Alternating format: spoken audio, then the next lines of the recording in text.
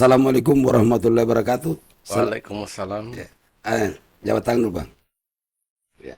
Selamat datang dari channel YouTube kami, Acarita. Saya Amiruddin Esa Tinggi, sengaja mengundang saudara Puang ini, Puang Kamaluddin, eh, AKBP Purnawirawan Polisi ya. Iya, Ya, Pak. ya. Pasti tahu proses.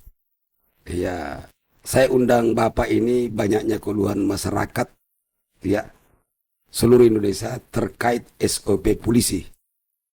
Masyarakat tidak tahu bagaimana proses suatu tindak pidana dijadikannya orang tersangka, terdakwa. Itu saya minta penjelasan dari Bapak selaku apa namanya ya, mantan polisi yang lama berkiprah. Saya tahu bahwa Bapak ini, saudara saya ini berapa kali jadi Kapolsek, masuk di Polda, berapa dapat pembagian tugas di situ yang penting. Ya, makanya saya undang Bapak ini, ya selaku mantan polisi yang tahu proses ini, bagaimana SP polisi. Tolong dijelaskan itu, Bu. Terima kasih, Pak, atas undangannya. Ya, Dan ternyata saya tiba di sini diajak untuk bercerita kepada Ketua Lembaga Gempah. Kalau itu yang ditanyakan menyangkut masalah bagaimana seseorang untuk dijadikan suatu tersangka, dijadikan sebagai tersangka. Saya kira KUHP ini sejak tahun 81 sudah lahir. Undang-Undang nomor 8 tahun 81 itu kan sudah mengatur ya, Pak. ya, bahwa seseorang yang melakukan satu perbuatan pidana dapat dijadikan sebagai tersangka apabila memenuhi unsur pasal 184 atau pasal 183 KUHP. Berarti sudah ada bukti bahwa dialah sebagai pelakunya. Ya, begitu, Nah, Bang. Ya, kemudian di sini memang memerlukan adanya teknik dalam hal melakukan penyidikan, ya, untuk menjadikan seseorang sebagai tersangka. Karena sebelum dilakukan sebagai penyidik, dilakukan penyidikan oleh penyidik, itu ada penyelidikan terlebih dahulu untuk membuktikan tindak pidana yang dilakukan oleh seseorang. Kecuali dalam hal tertangkap tangan sudah jelas. ya, Pak. Sudah jelas apa perbuatannya, siapa korbannya, dan siapa pelakunya. Ya kan? Ini dulu, ya, Pak. Nah, olehnya itu, Pak, saya kan masih aktif dulu, sering mengikuti rapat di Mabes Polri. Sekarang itu dengan adanya, dulu ada namanya Perkaba, kemudian sekarang dari Perkap 14 2012, Perkap 12 2014, itu dirubah menjadi Perkap 06 2019, ya kan? Ya, Itu tentang manajemen penyidikan. Nah, di situ yang saya dapatkan dalam penjelasan bahwa sekarang ini juga menyangkut masalah laporan itu bukan saja sekarang dikatakan laporan model A, laporan model B, dan laporan model C. Ya, laporan yang ada sekarang ini yang saya ikuti penataran di Mabes Polri waktu saya masih aktif, ada namanya laporan model A1. ya, Ada A biasa, ada B1, dan ada B biasa. Laporan A1 itu adalah laporan yang ditemukan langsung oleh kepolisian tentang terjadinya suatu peristiwa pidana. ya.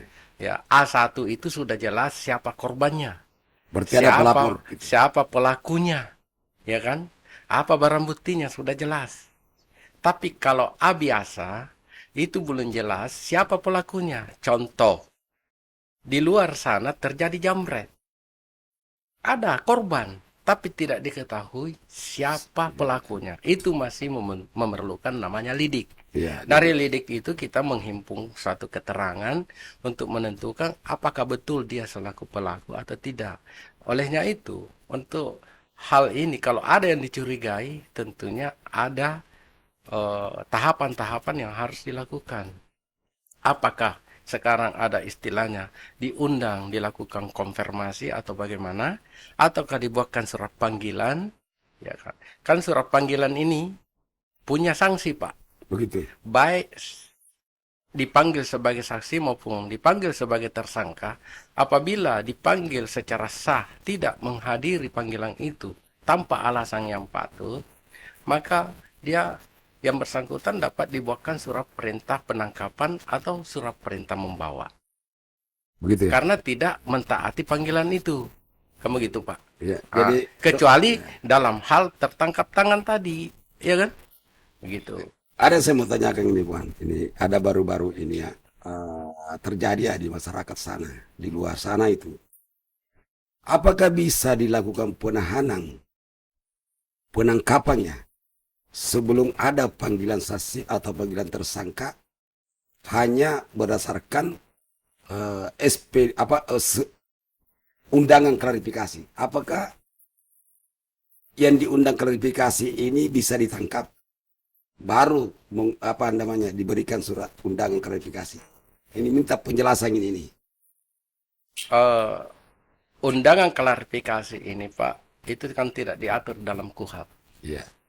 Itu adalah diatur dengan SOP di dalam manajemen penyidikan itu.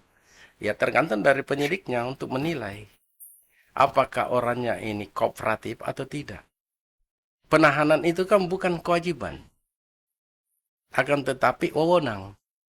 Makanya di KUHP itu mengatakan dapat dilakukan penahanan. Jadi tidak harus. Makanya kalau masyarakat itu mau mencari, bukan bahwa kenapa tidak ditahan, kenapa ini, kan itu kan kewenangan daripada penyidik. Yang dia harus pertanyakan, ya, sejauh mana penanganannya kasus yang saya laporkan ini.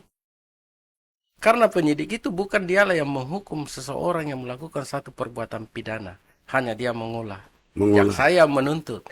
Hakim itu yang menjatuhkan hukuman bagi orang yang bersalah. Untuk lebih jelasnya boleh dilihat di pasal 72 KUHP itu. Begini, tapi Bang, ini kan terjadi di luar sana ini. Baru undangan klarifikasi orang sudah ditangkap berdasarkan laporan, belum diundang jadi saksi, belum dipanggil jadi saksi, apalagi dipanggil jadi tersangka, langsung ditahan. Ya, jadi apakah karena ada penahanan apa ditingkatkan dari penyelidikan ke penyidikan, apakah baru undang klarifikasi, apakah barang itu sudah digelar perkaranya sehingga ditingkatkan ini dilakukan penangkapan dan penahanan? Gitu. Ya kan, gelar perkara itu secara intern. Ya. Dulu Pak, waktu saya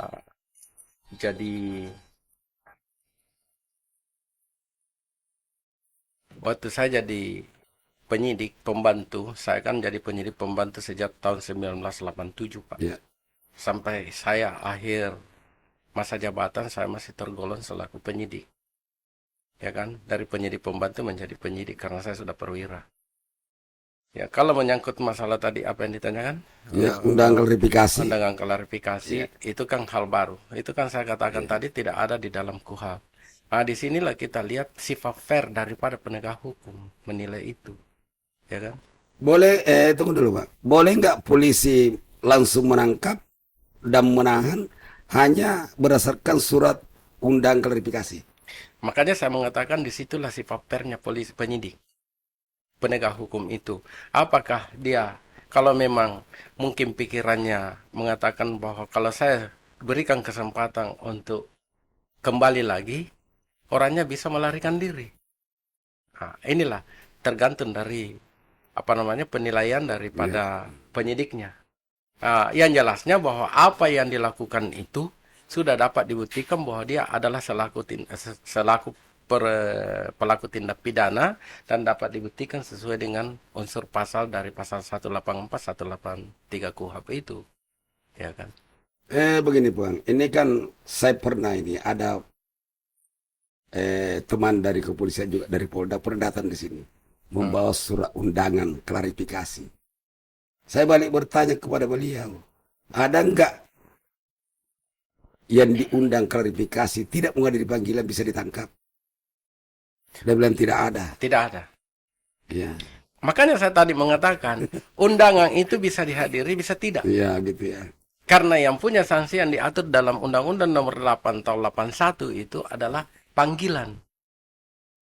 Yang bersifat panggilan. Panggilan. Karena itu sudah bersifat pro justitia. Gitu ya. Iya kan? Undangan itu namanya undangan, bisa hadir, bisa tidak. Dan tidak ada sanksi. Tidak ada sanksi. Iya.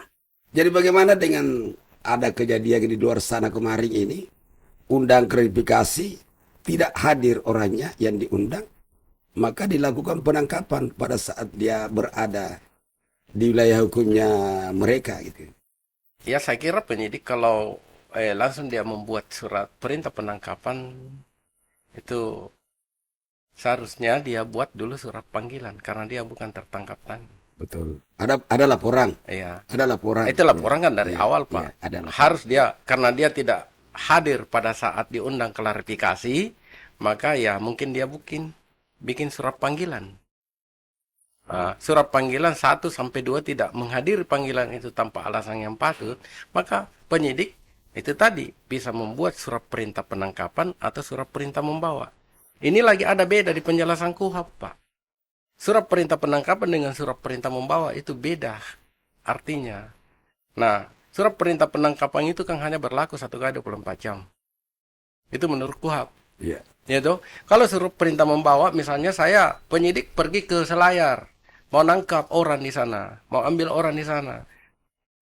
Penyelidiknya berangkat ke sana, tidak sempat hadir sampai 1 kali 24 jam. Misalnya kalau dia mau ke Makassar atau ke Goa di sini, dia tidak sampai. Tidak cukup waktu 1 kali 24 jam. Beberapa hari baru bisa datang. Itu digunakan surat perintah membawa. Oh, surat perintah membawa Iya, dipakai. surat Bukan perintah penangkapan. membawa. Bukan penangkapan. Karena nanti terhitung ditangkap setelah dihadapkan kepada penyidik. Atau kepada atasan penyidik. Jadi begini, Puang. Ya, sengaja saya undang Puang ini ke sini. Karena terkait dengan SOP polisi ini, banyak masyarakat yang tidak mengerti dan banyak memprotes. Iya. Makanya sengaja saya undang ini bagaimana menjelaskan SOP polisi itu gitu ya. Jadi maksudnya begini ya. Silakan minum dulu kalau minum dulu. Saya tambahkan, Pak. Makanya ini barangkali itu masyarakat memang tuntutannya terlalu banyak tinggi. Ya. Tapi seharusnya harus balance. Ya penyidiknya juga atau polisinya atau penegak hukumnya harus banyak juga memberikan sosialisasi. Dan masuk di reserse itu bukan karena ini. Karena di dalam teori KUHP itu, di dalam teori hukum, untuk masuk reserse itu tidak semudah.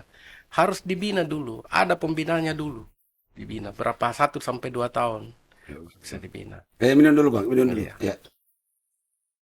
Minum kopi santai, santai. Jadi orang reserse itu Pak harus punya jiwa seni.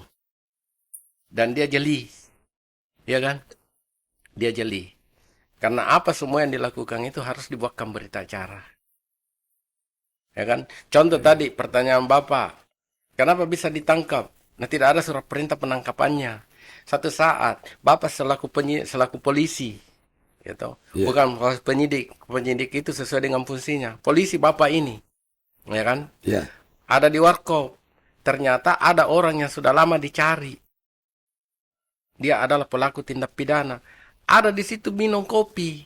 Kan tidak mungkin Bapak kembali dulu melapor atau bikin surat perintah penangkapan baru itu orangnya ditangkap. Kalau balik lagi di situ sudah tidak ada orangnya. Ya, saya mengerti itu Bang. Saya mengerti itu. Ya. Begini, ada lagi saya mau tanyakan lagi nih Bang. Ada nggak P21 bisa batal dan dibuat lagi P21 sesudahnya? Sepanjang saya jadi penyidik tidak pernah ada namanya P21 batal.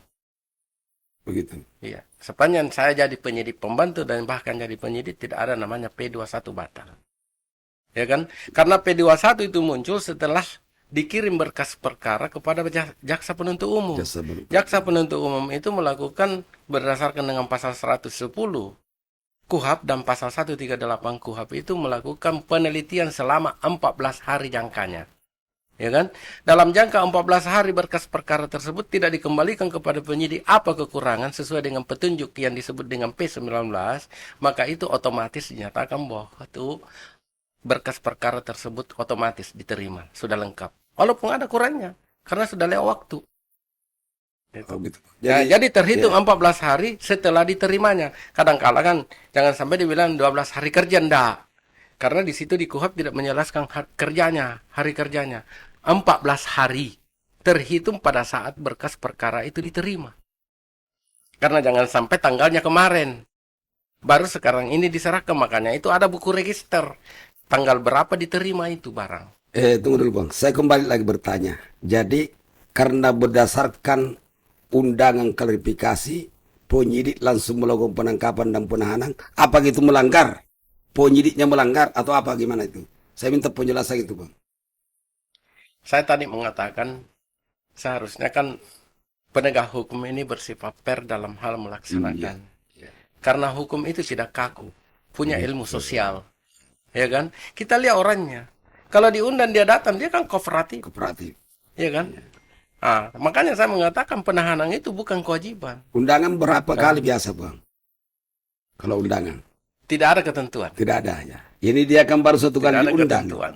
Di luar sana terjadi, ini baru satu kali diundang. Makanya itu tadi, tidak ada ketentuan diundang 1 kali, 2 kali. Itu kalau perlu ya. Yang ada ketentuan hanya panggilan. Panggilan. Panggilan. Panggilan 1 kali, 2 kali. Tidak ada panggilan 3 kali. Itu. Begitu. Iya. Kalau sudah 3 kali sudah disertai dengan surat perintah membawa atau surat perintah penangkapan. Gitu, Pak. Tapi ini bagi orang yang dipanggil tidak hadir tanpa alasan yang patut. Betul. Itu misalnya ada halangan. Makanya surat panggilan menurut KUHP itu ya diberikan jangka waktu, tengah waktu orang yang dipanggil 3 hari sebelum hari H pelaksanaan, yang bersangkutan sudah harus terima itu surat panggilan. Jangan hari ini dipanggil, besok disuruh datang. Karena jangan sampai ada program lainnya, ada halangan lainnya. Kamu gitu. Begitu ya. Jadi apakah namanya ya, penyidik ini harus berjiwa sosial begitu. Ya. Ya. Jadi kita itu selaku penyidik memiliki ilmu segalanya. Kita harus mempelajari orang yang kita hadapi. Gitu. Kita pelajari, bukan penyidik kalau tidak bisa membaca psikologinya, sosiologinya. Ya, begitu. Iya. Karena orang itu yang bersalah, Pak, biar dia sembunyikan itu, nampak di matanya itu. Karena kalau orang bersalah. Orang bersalah, Pak. Dia bohong, nampak itu. Karena itu ada bahasa tubuh. Ya. Ada bahasa tubuh. Itu harus penjiwaan. Penyidik senior ini, penyidik senior. Iya kan? Ada penjiwaan. Iya, Pak. Jadi begini Puangnya. Jadi apakah namanya kedatangan Puan di channel YouTube kami ini sangat membantu masyarakat, sangat membantu warga, karena ya sering saya lihat begini ya, bahwa penyidik itu menggunakan, kalau saya lihat ya dari ini, abuse of power-nya dia gunakan selaku penyidik. Ini yang sebenarnya sehingga saya membentuk ini lembaga kontrol sosial. Gitu ya. Saya Pak masih aktif, sering menyarankan kepada anggota kami, tolong rajin baca buku. Dan jangan beli buku pinggir jalan. Artinya hanya letterlenya saja. Beli buku yang penuh dengan penjelasan, dengan pertimbangan hukum. Ya kan? Itu baru. Kalau di KUHP itu paling bagus kita baca itu bukunya P.A. Flamin. Iya. Bukunya Yahya Harah. Betul. Iya. Gitu. Jadi saya itu Pak, kadang juga masyarakat terlalu tinggi juga tuntutannya. Tapi ini kan masyarakat itu kadang kala yang punya masalah, tidak ada yang mau salah. Tidak ada yang mau mengakui salah dirinya. Tapi kita selaku ini, apalagi Bapak ini sebagai kontrol sosial, ya, harus kita mendengar dulu kedua-duanya. Harus ada klarifikasi. Jangan kita pakai kacamata kuda. Ya kan? Kita dengarkan penyidik bagaimana penjelasannya, bagaimana ini. Walaupun ada yang datang di sini melapor misalnya, kita konfirmasi dulu, kita klarifikasi dulu dengan penyidiknya. Bagaimana ya Pak, betulkah begini, dan sebagainya. Karena ya merusak orang itu mudah, tapi memperbaiki itu sangat sulit. Ya, betul. Sangat sulit. Ya. Nah itu memang apakah namanya kewajibannya itu kontrol sosial. Apabila ada penyimpangan, ada ketimpangan di lapangan, maka kita harus telusuri sampai di mana ini penyimpangan yang dilakukan oleh yang berwenang, ya kan?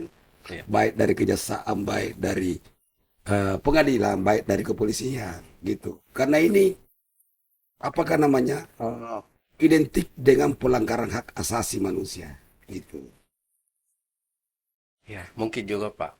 Makanya itu saya katakan bahwa marilah kita melihat situasi dan kondisi. Selamanya kita berpacu kepada sikon. Ya, bagaimana keadaan pada saat itu. Kalau memang itu misalnya penyidiknya, jaksanya salah prosedur, kan di KUHP juga ada kewenangan kita untuk pihak yang dirugikan itu melakukan gugatan. Ada Iya, namanya iya, pra peradilan, iya. ya kan? Nah, sama dengan jasa. Kalau memang itu berkas perkaranya tidak cukup, ya kembalikan kepada penyidiknya. Apakah penyidiknya yang menghentikan penyidikan itu, atau jaksa yang menghentikan penuntutan berdasarkan pasal 149 KUHP? Ada di situ hak. Ya, ya, ya, karena Bapak singgung tadi tentang pra peradilannya. Ya.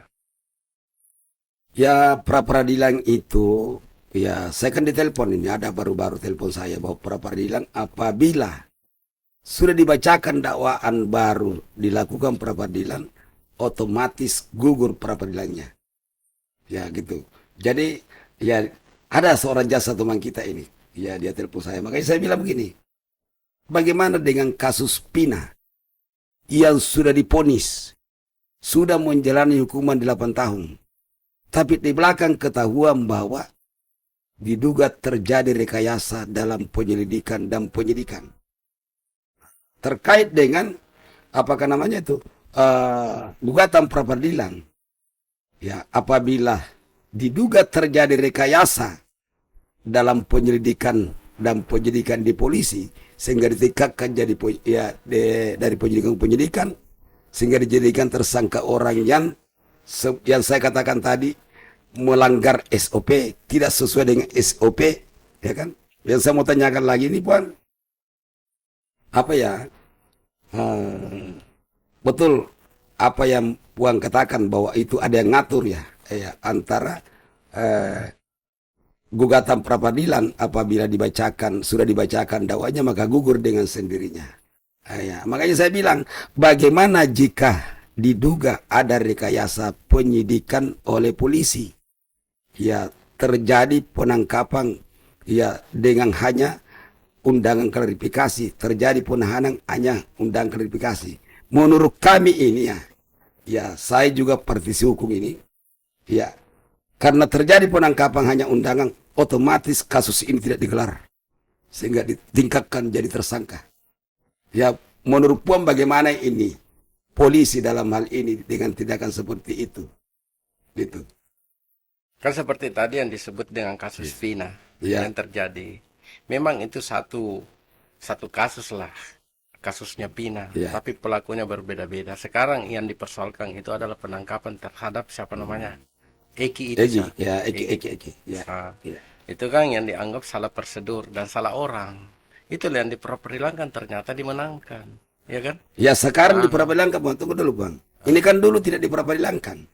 Iya, tapi kan sudah putusan. Ya, Akhirnya sekarang dia mengajukan peninjauan kembali.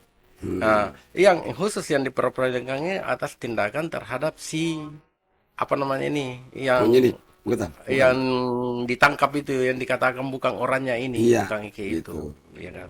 Itu. Yang 7 orang ini kan tidak mungkin lagi peradilan. Dia harus melakukan upaya hukum karena sudah upaya hukum luar biasa, karena dia sudah punya putusan. Jadi tunggu dulu, Bang. Saya ini selaku kontrol sosial ya. Ya, tim kuasa hukum kita di sini lembaga kontrol sosial itu mengajukan pra peradilan. Ya. Ya, apakah namanya sidang pra peradilan ini hanya beda 1 hari dengan pokok perkara disidangkan, ya kan? Jadi maksud saya begini,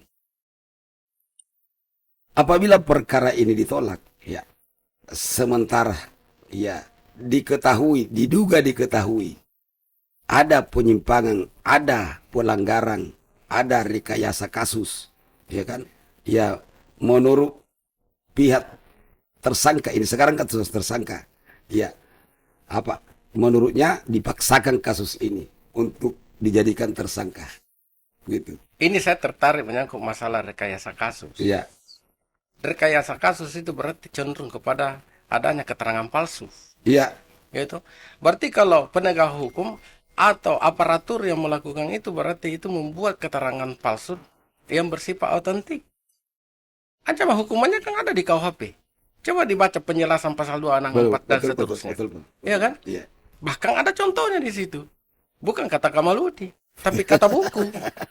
Kata buku ya. Kata buku. Kalau ada yang salah itu buku. Iya kan?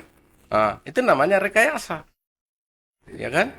Rekayasa itu tidak main-main ancaman hukumannya, Pak. Kemudian tadi saya minta tolong. Saya tambahkan tadi pra peradilan sementara diajukan.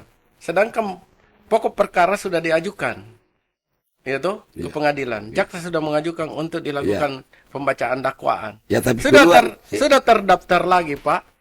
Itu untuk disidangkan, maka otomatis itu gugur pra peradilan. Itu KUHP yang mengatakan, bukan kata Kamaludin. Ya. Ini yang saya perankan di sini. Ya. Bagaimana kalau penyidiknya ini merekayasa kasus? Ya itu itu hak kita. Kalau memang itu bisa dibuktikan bahwa dia merekayasa kasus, ya laporkan dong. Dia juga dituntut pidana. Begitu. Iya, harus dituntut pidana juga karena dia sudah jelas membuat keterangan palsu. Ya kan? Apa masyarakat saja yang berlaku pasal itu membuat keterangan palsu? Ya kan? Masyarakat biasa saja. Jelas. Harus Jadi, kita tuntut juga kembali. Begini, Bang. Sering terjadi ini dalam pemeriksaannya.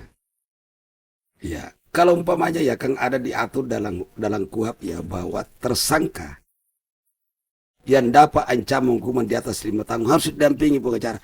Kenapa si negara tidak menyiapkan ini atau penyidiknya mencari pengacara untuk mendampingi ini supaya tidak ada dugaan bahwa kasus ini dipaksakan, gitu. Ya, kita kan sudah bisa membaca Pak penjelasan dari pasal 54 kalau saya salah di KUHP itu, bahwa semua orang yang dijadikan sebagai status tersangka pada saat dimintai keterangan oleh penyidik harus didampingi oleh penasihat hukum. Kemudian di situ, karena di situ kenapa tidak disiapkan oleh negara? Di situ ada dua. Kalau orangnya mampu, Pak, itu tidak mungkin negara yang menyiapkan. Ya, orang yang tidak mampu. Tunggu dulu, Bang. Bapak ini selaku penyidik ya, saya tahu ya. Tapi kan biasanya begini ya, terperiksa di depan penyidik ini, ya kan?